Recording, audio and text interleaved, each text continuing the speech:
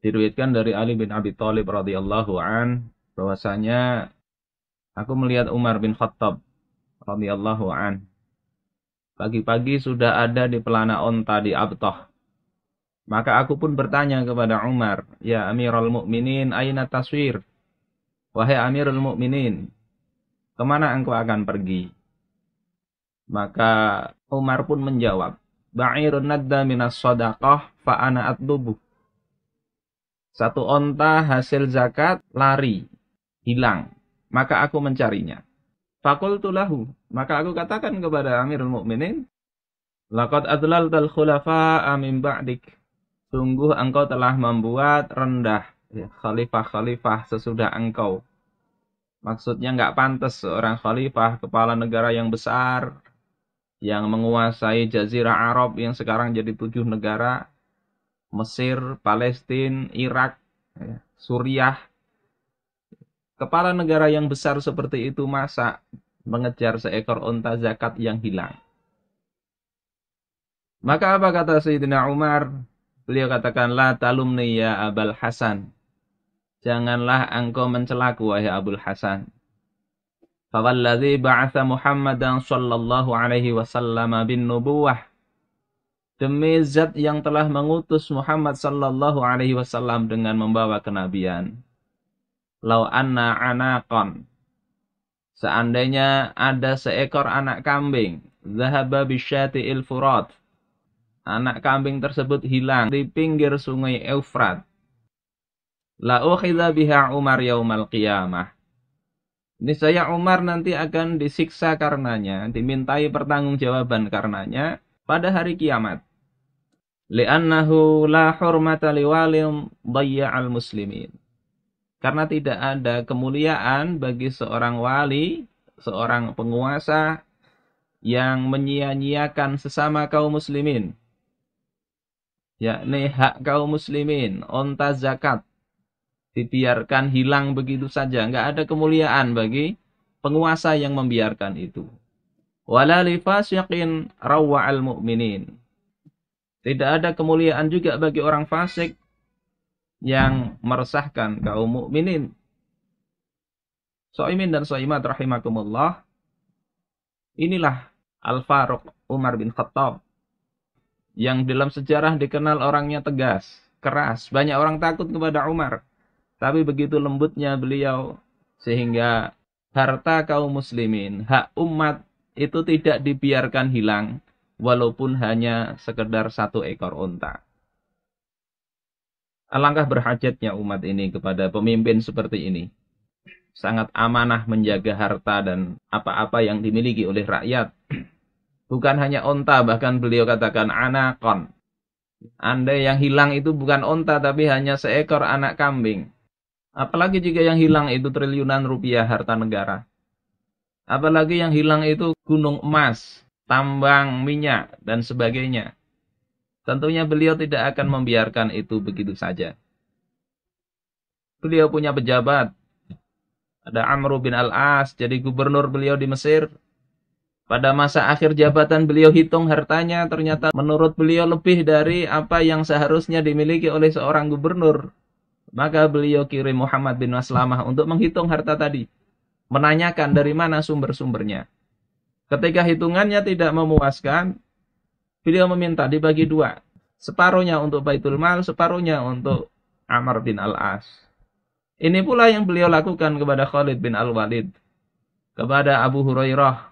Untuk menjaga kebersihan harta para pejabat beliau. Shaimin dan shaimat rahimakumullah. Suatu ketika beliau keluar ke pasar. Kemudian beliau melihat ada 1 ekor onta yang gemuk. Beliau berkata, "Ini onta siapa?"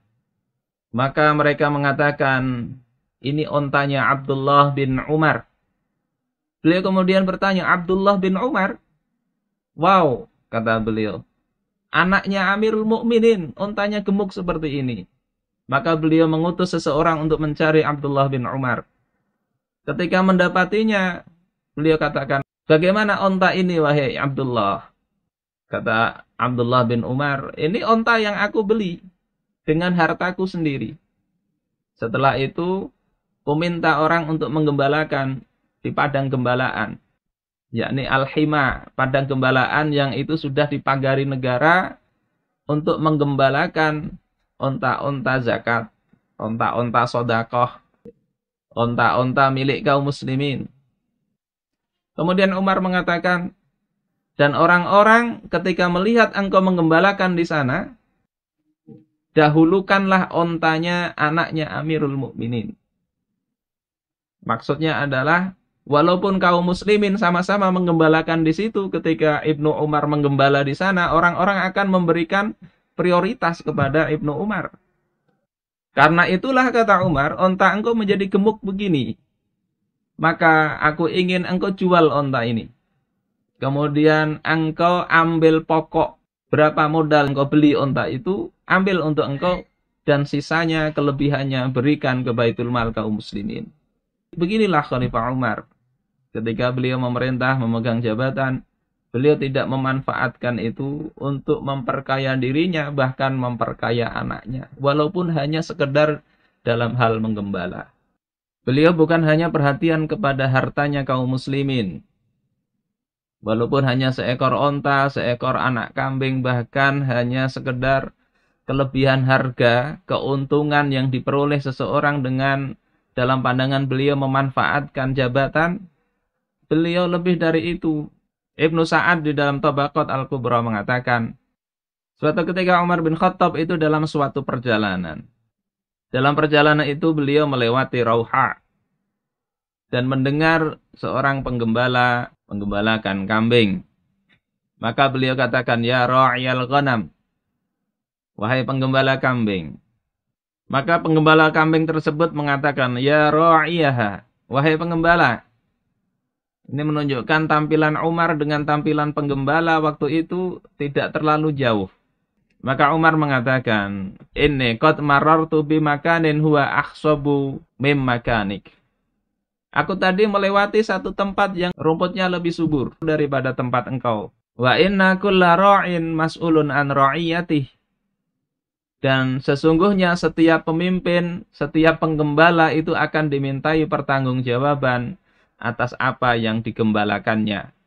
Maksudnya Umar ini meminta penggembala tadi untuk menggembalakan kambingnya di tempat yang lebih subur yang tadi dilihat oleh Khalifah Umar bin Khattab. Subhanallah. Beliau menunjukkan bisnis mana ibarat kita sekarang. Bisnis mana yang cocok untuk rakyatnya. Peluang apa yang bisa diambil. Sehingga untuk urusan ini enggak mengembala di tempat yang tandus, yang kurang subur rumputnya, ada yang lebih subur, beliau tunjukkan itu kepada rakyatnya. Hal yang sederhana. Ini bentuk perhatian beliau kepada rakyatnya. Jika untuk urusan dunia itu seperti itu, maka untuk menyelamatkan, menjaga akidah rakyat, menjaga akhlak rakyat itu terlebih lagi. Di dalam Bada'iul Fawaid diceritakan bahwasanya Umar bin Khattab suatu malam beliau berjalan di kota Madinah. Beliau mendapati seorang wanita yang sedang bersyair dari balik rumah. Di antara syairnya mengatakan, hal min sabilin ilal khamri fa ashribuha. Apakah ada jalan untuk khamr sehingga aku bisa meminumnya? Au hal min sabilin ila Nasr ibn al-Hajjaj. Ataukah ada jalan untuk berkencan dengan Nasr bin Hajjaj? Unzur ila sihri yajri fi nawadhirih. Perhatikan akan sihir yang mengalir pada tatapan-tatapannya. Wanzur ila ta'jin fi tarfihi as-saji. Lihatlah pula akan mata hitamnya dalam kedipannya yang tenang. Wanzur ila sya'rati fawqa 'aridih. Perhatikan pula kepada rambutnya. Ka'annahunna namalun tabba fi 'aji. Seolah-olah dia adalah semut yang sedang mengisi gading. Umar berjalan mendengar syair itu. Sadarlah Umar bahwasanya wanita ini sedang tergila-gila kepada Nasr bin Hajjaj. Dan tidak hanya satu, banyak wanita begitu. Akhirnya beliau mencatat nama Nasr bin Hajjaj.